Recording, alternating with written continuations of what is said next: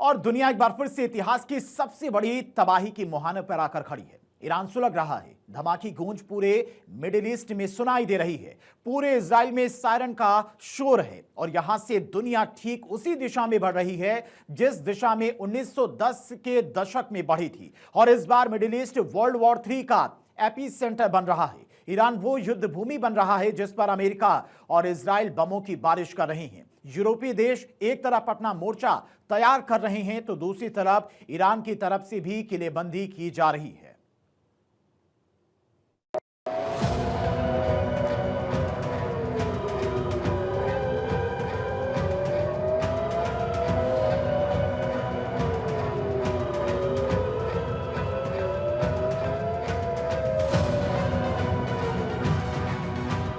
Iran का इंतकाम, महाविनाश का ऐलान।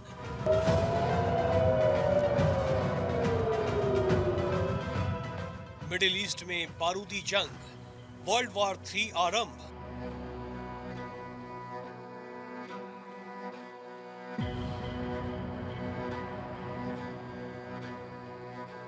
ईरान में विध्वंस, अब होगी सबसे बड़ी जंग।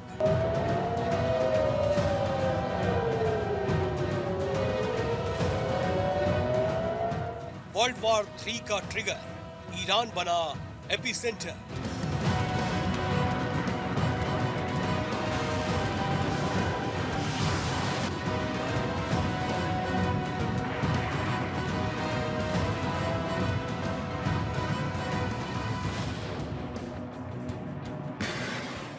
खामनेई की मौत का बदला, दुनिया पर सबसे बड़ा खतरा।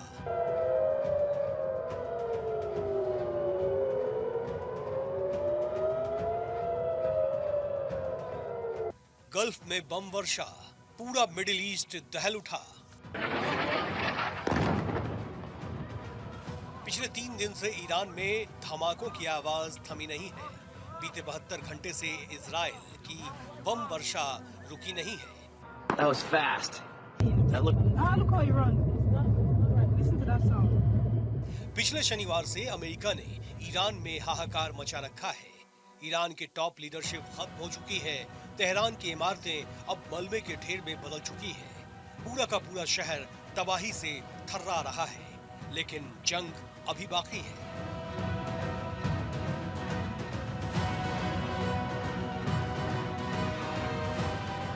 खामेनेई की मौत का इंतकाम लेने की जिद पर अड़ा ईरान न सिर्फ इजराइल पर हमले कर रहा है, बल्कि उसके टारगेट पर सभी गल्फ देशों में मौजूद अमेरिकी हवाई अड्डे हैं। ईरान का इंतकाम, मिडिल ईस्ट में कोहराम। संयुक्त अरब अमीरात का अबू धाबी और दुबई, सऊदी अरब का रियाद, कतर का Doha, Kuwait, Jordan, Bahrain, Israel, Iraq, Syria और साइप्रस। ईरान ने कोई ऐसा निशाना नहीं छोड़ा जहां उसके बारूद की गंध न आ रही हो।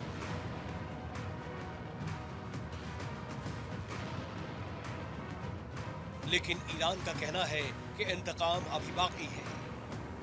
गुजरते वक्त के साथ ईरान के हमले और भी खतरनाक होते जा रहे हैं। दूसरी तरफ इजराइल और अमेरिका भी तेहरान को तबाह करने की पूरी तैयारी के साथ मैदान में डटे हुए हैं। इन सब के बीच ट्रंप की तरफ से लगातार ये धमकियां दी जा रही है।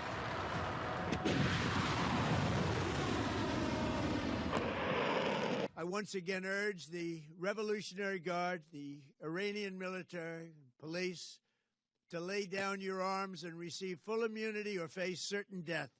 It will be certain death. Won't be pretty. I call upon all Iranian patriots who yearn for freedom to seize this moment, to be brave, be bold, be heroic, and take back your country. America is with you.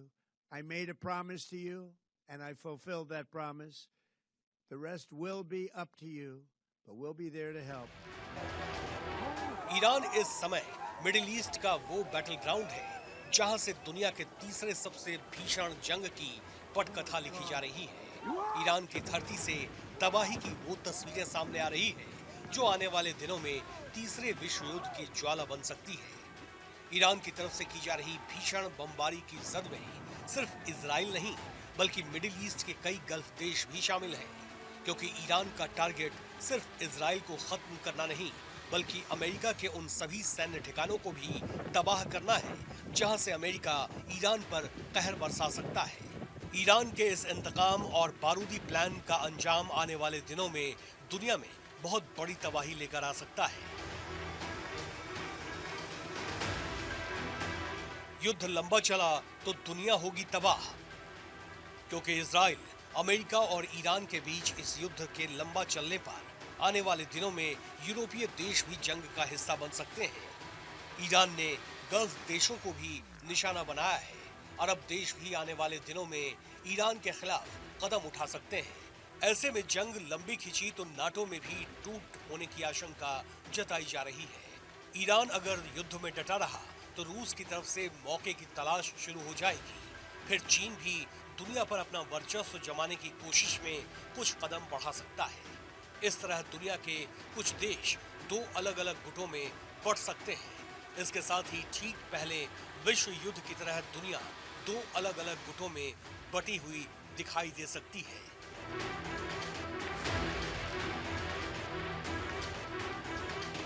और इतिहास गवाह है कि दुनिया जब दो गुटों में बढ़ती है तो अंजाम दुनिया को जंग की तरफ धकेल देती है।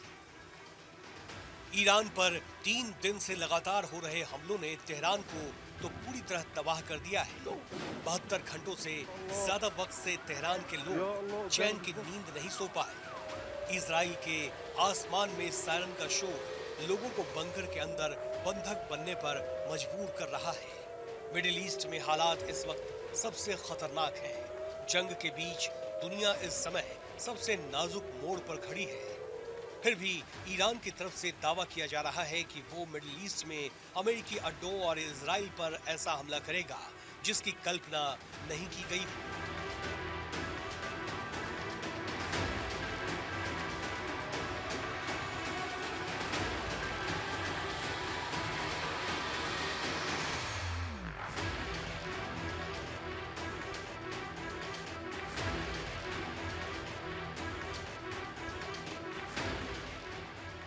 दूसरी तरफ जिस पर ट्रंप ने चेतावनी देते हुए कहा है कि अगर ईरान ऐसा कुछ करता है तो अमेरिका की प्रतिक्रिया भी विनाशक होगी। इस बीच दुबई समेत अरब देशों में ईरानी हमले जारी हैं। रूस और चीन का साइलेंट समर्थन ईरान को ताकत दे रहा है। हालात ये हैं कि दुनिया फिर एक बार दो गुटों में बटी है, जहां से आगे विश्व युद्ध की तबाही नजर आती है। अमेरिका के ऑपरेशन एपिक फ्यूरी और इजराइल के ऑपरेशन लायंस रोवर ने पूरे ईरान में तबाही मचा दी है।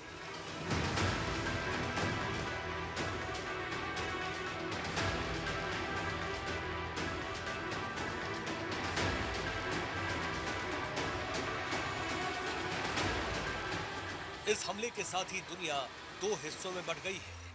पिछले विश्व युद्धों की तरह इलाके के लोग और दुनिया की शक्तियां दो अलग अलग जियोपॉलिटिकल कैंप में बंटने लगी है।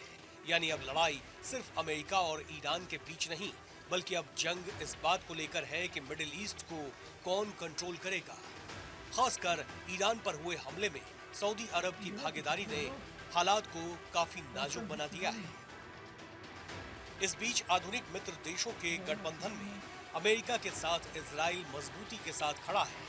इसके अलावा पश्चिमी देशों की इंटेलिजेंस और लॉजिस्टिक्स समर्थन भी अमेरिका को हासिल है। यूके ऐतिहासिक रूप से खाड़ी में यूएस के मिलिट्री कार्रवाइयों के साथ कदम से कदम मिलाकर चलता रहा है। अभी भी अमेरिका के वो साथ है। इसके अलावा नाटो के सहयोगी देश सक्रिय रूप से डिप्लोमेटिक कवर और अर्ली वार्निंग रडार का समर्थन दे रहे हैं। इन देशों का मकसद ईरान की न्यूक्लियर और बैलिस्टिक क्षमताओं को पूरी तरह खत्म करना है ताकि पश्चिमी दबदबा बना रहे। अमेरिकी गठबंधन की तुलना में ईरान का गठबंधन कमजोर है। कई देशों ने ईरान पर अमेरिकी इजरायली हमले की निंदा जरूर की है, लेकिन कोई ईरान के साथ खड़ा होने की हिम्मत नहीं जुटा पा रहा। युद्ध हुआ भीषण, ईरान के साथ कौन? चीन ने चुप्पी साध रखी है और रूस पहले से ही यूक्रेन से युद्ध में उलझा हुआ है। हालांकि ईरान अपने प्रॉक्सी मलेशिया के एक बड़े मल्टीनेशनल नेटवर्क को एक्टिवेट कर रहा है। इसे एक्सिस ऑफ रेजिस्टेंस कहा जाता है। जिसमें लेबनान के हिजबुल्लाह, यमन के हुती विद्रोही और इराक और सीरिया में भारी हथियारों से लैस शिया मिलिशिया शामिल हैं। इसे ईरान ने इजराइल पर हमला करने के लिए खड़ा किया था, लेकिन हिजबुल्लाह को पहले ही इजराइल भयानक हमलों में काफी कमजोर कर चुका है। हुती पर भी अमेरिका ने पिछले 1 साल में कई हमले किए हैं। वैसे तो रूस और चीन सीधे तौर पर ईरान के साथ युद्ध में शामिल नहीं होंगे, ये तय है। हालांकि ये दोनों ईरान के लिए जियोपॉलिटिकल शील्ड की तरह जरूर काम कर रहे हैं, लेकिन युद्ध के दौरान अगर ईरान में शीर्ष नेताओं को ही मारा जाए तो ये शील्ड बेमतलब बन जाता है। दोनों देशों का एक ही फायदा है कि मिडिल ईस्ट में अमेरिका इस युद्ध को लेकर फंस जाए और उसकी स्थिति कमजोर है। मॉस्को अपनी लड़ाइयों के लिए ईरानी ड्रोन टेक्नोलॉजी पर बहुत ज्यादा निर्भर है, जबकि बीजिंग भारी डिस्काउंट वाले ईरानी तेल पर निर्भर है। दोनों ने हमलों की निंदा की है, लेकिन इससे ज्यादा उन्होंने कुछ भी नहीं किया। मिडिल ईस्ट में जंग की बात अब निंदा से कहीं ज्यादा आगे जा चुकी है, क्योंकि शहरों पर बम के गोले बरस रहे हों तो जरूरत शांति की होती है, और इस शांति का संदेश देने के लिए अब तक कोई देश आगे नहीं आया है। ऐसे में उम्मीद अब भारत है, क्योंकि प्रधानमंत्री नरेंद्र मोदी हमेशा शांति के पक्षधर रहे हैं। हमारा संदेश साफ है, जंग सिर्फ बर्बादी लेकर आती है।